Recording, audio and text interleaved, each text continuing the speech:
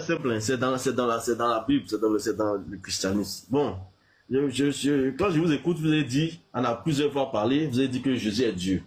Moi, j'ai la question à vous poser, c'est que si Jésus sur la terre, s'il était Dieu, quand le diable a pris pour aller le tenter, donc le diable a tenté Dieu.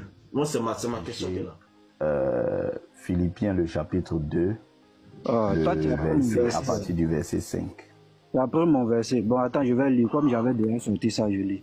Philippiens, le chapitre 2, à partir du verset 5. Citoyen, je vais prendre 5 minutes pour te faire comprendre un peu comment nous concevons la chose. Après, tu n'es pas obligé d'accepter, mais il faut que tu suives bien ce que je vais te dire. Tu sais, le Dieu que nous, les chrétiens, nous concevons, d'abord, première des choses, il doit être un Dieu souverain. C'est-à-dire qu'il doit être capable de faire ce qu'il veut, comme il le veut, quand il le veut, sans que personne dans toute la création puisse lui demander, mais ça là, pourquoi tu fais comme ça? Pourquoi tu fais comme ça? Pourquoi tu fais comme ça?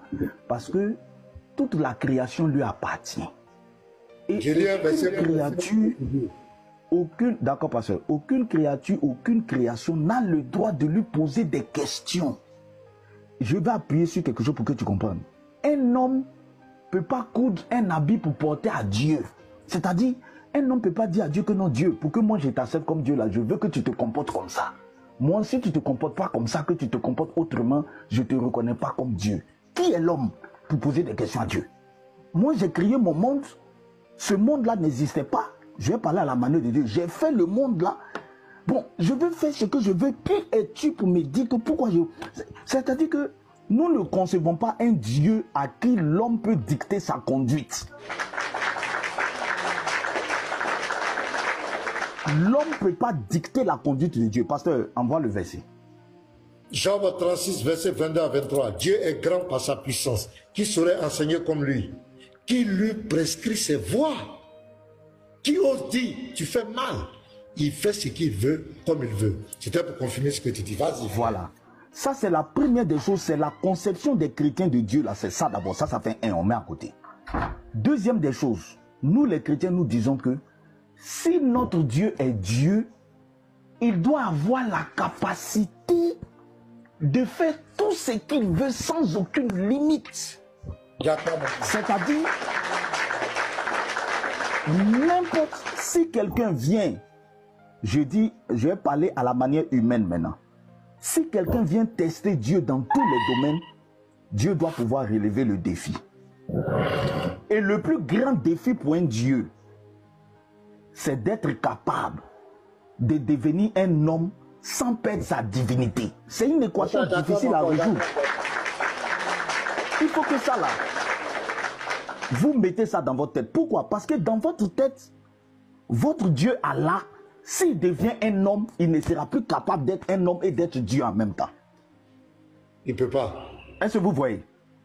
Donc pour que votre Allah reste Dieu, il est obligé de rester Dieu. Il ne peut pas s'amuser à devenir un homme.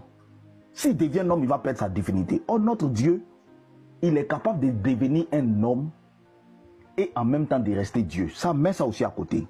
Deuxième des choses, quel était le plan de ce Dieu? La décision que lui, il a prise de sa propre souveraineté. Quel était son plan? C'est ça, on va voir dans Philippiens chapitre 2 là. Pasteur, on peut lire Philippiens 2 verset 5. Il faut bien m'écouter, hein, tu vas comprendre nos conceptions. Bon, ok. Philippiens 2, verset 5. Ayez en vous les sentiments qui étaient en Jésus-Christ. On continue la lecture, pasteur. Lequel existait en forme de Dieu, n'a point regardé comme une proie à arracher d'être égal avec Dieu, mais se dépouiller lui-même, en prenant une forme de serviteur, en devenant semblable aux hommes, et ayant paru comme un simple homme. Voilà. Je veux que tu retiennes le mot simple homme ici. Donc, dans son plan, si tu veux après, si tu me poses la question, pourquoi il a choisi, quelles sont les raisons qui l'ont emmené à mettre ce plan, ça c'est un autre débat. Mais dans son plan, ce Dieu-là qui existait en forme de Dieu a pris la décision de venir se comporter comme un simple homme. Écoute bien, hein. on dit il a décidé de venir se comporter comme un simple homme. Maintenant, quand tu prends la décision de te comporter comme un simple homme là, tu dois jouer le jeu jusqu'au bout. Il faut bien écouter. Parce que si tu ne joues pas le jeu jusqu'au bout, c'est que tu n'es plus un simple homme. La question maintenant que je vais te poser, avant, tu n'es pas obligé d'accepter notre dogme. Mais je te pose la question, est-ce qu'un simple homme mange? Il faut me répondre, citoyen. Oui. Est-ce qu'un simple homme mange? Est-ce qu'il mange? Oui, il mange. Bon. Est-ce qu'un simple homme dort? Naturellement. Ok. Est-ce qu'un simple homme, Satan peut le tenter? Oui. Faut me répondre. Citoyen. Oui. Est-ce qu'un simple homme, Satan peut le tenter? Oui, oui. Voilà. Donc tu vois que... J'acclame la pédagogie.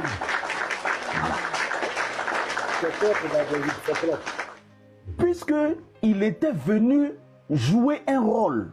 Si tu veux comprendre ça comme ça, je te parle d'un langage terre à terre comme un enfant. Il est venu jouer un théâtre. Si tu veux, après, tu peux me demander quel est le but de tout ça. On va t'expliquer. Mais il a pris la décision de venir se comporter comme un simple homme. C'est pourquoi quand il est venu, il a mangé, il a bu, il a dormi, il partait aux toilettes, il s'est laissé tenter par Satan. C'est pourquoi le verset que le pasteur t'a donné au-dessus, Jean-Baptiste, sachant qu'il était Dieu, quand Jean-Baptiste l'a vu, Jean-Baptiste dit non, mais il ne peut pas te baptiser. Parce que ta nature réelle là, tu es Dieu, je ne dois pas te baptiser. On ne peut pas baptiser Dieu. Parce que Dieu ne se répand pas, Dieu n'est pas pécheur. Il a calmé Jean-Baptiste, il dit non, non, non, non, non. Il faut laisser ce discours. Ce que tu dis, c'est vrai, mais on doit faire ce qui est juste. Je suis venu pour me comporter comme un simple homme. Parce que le seul qui savait, attends, écoute bien, le seul qui savait qui il était réellement là, c'est Jean-Baptiste. Personne ne savait qui il était réellement.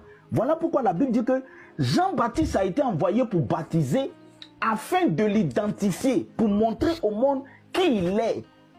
Donc Jean-Baptiste va dire que celui qui m'a envoyé baptiser m'a dit que celui sur qui tu vas voir l'esprit là, c'est lui qui est l'incarnation de Dieu. Et qui donc quand Jean-Baptiste l'a vu, et oui, c'est lui qui baptise du Saint-Esprit. Et c'est lui qui baptise du Saint-Esprit. Donc quand Jean-Baptiste l'a vu, Jean-Baptiste ne le connaissait pas. Ils ont grandi, quand bien même ils étaient cousins, ils ont grandi dans deux zones différentes. La prochaine fois quand il a vu Jésus, Jésus était déjà grand.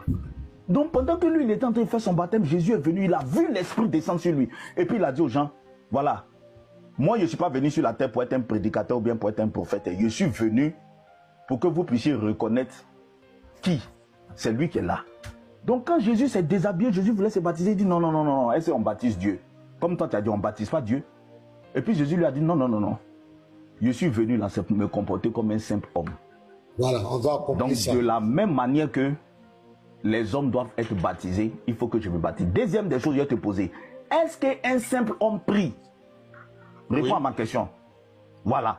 Donc quand Dieu vient se comporter comme un simple homme là, il doit jouer le jeu jusqu'au bout. Il doit prier aussi. Sinon, si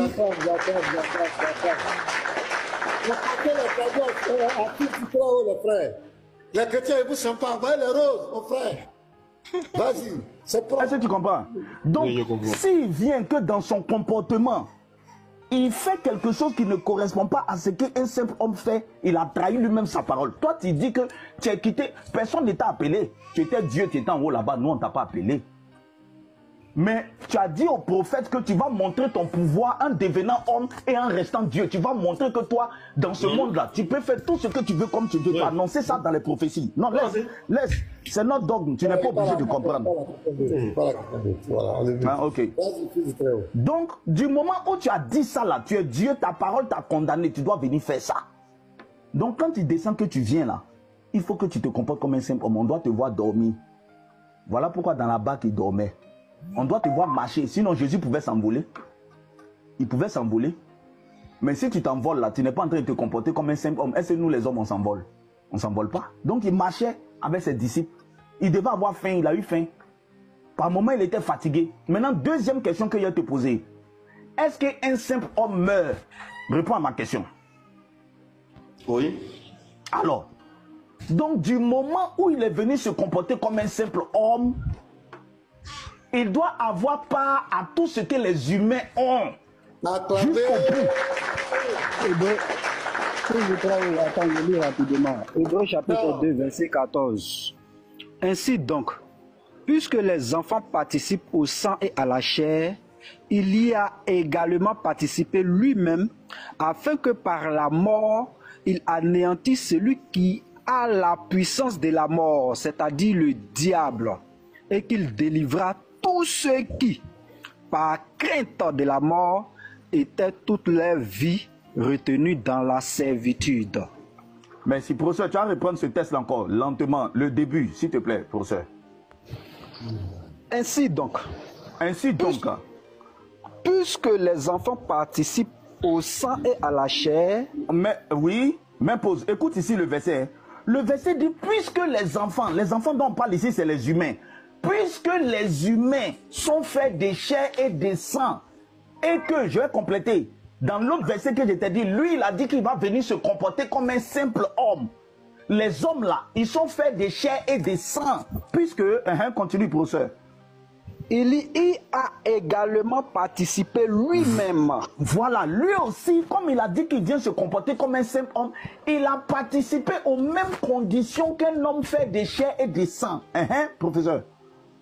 Afin que par la mort, très bien, les hommes meurent.